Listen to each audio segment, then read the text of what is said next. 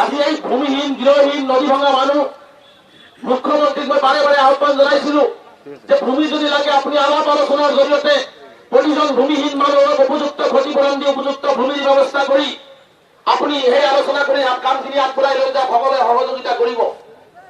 কিন্তু কেৱলমাত্ৰ মুখ্যমন্ত্ৰীৰ চকীখন সুৰক্ষিত কৰিবৰ কাৰণে মুখ্যমন্ত্ৰীৰ গাদী সুৰক্ষিত কৰিবৰ কাৰণে ৰাজনৈতিক লাভালাভৰ কাৰণে মুখ্যমন্ত্ৰীয়ে সেইবোৰ কথা নুশুনি এই নিপীড়িত নিৰ্যাতিত যুগ যুগ ধৰি বসবাস কৰি থকা এই গৃহহীন ভূমিহীন বলে ঘৰলীয়া পীড়িত মানুহৰ ওপৰত এটা দানৱ প্ৰতি অত্যাচাৰ চলাই আছে।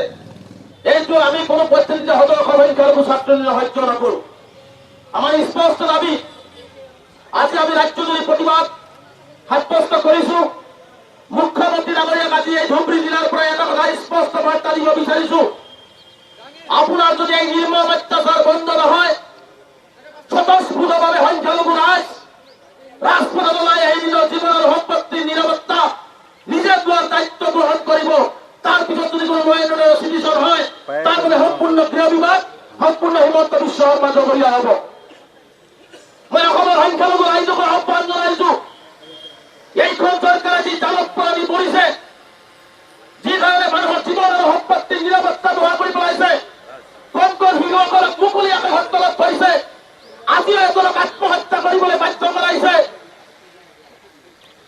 ইয়াৰ বিৰুদ্ধে ৰাজপথত সংগ্ৰাম হ'ব লাগিব, ৰাজপথত আমি ওলাই আহিব লাগিব। আমি যদিও গৰম, আমাতকে বেছি গৰমত কিন্তু এই উচ্ছাদিত হিমন্ত বিশ্ব শৰ্মা ডাঙৰীয়াৰ অত্যাচাৰৰ বলি হোৱা এই ভুক্তভোগীৰ সময়ত আজি বহুত কষ্টত আছে। এইখিনি কথা কিন্তু আমি সকলোৱে গম পাব লাগিব।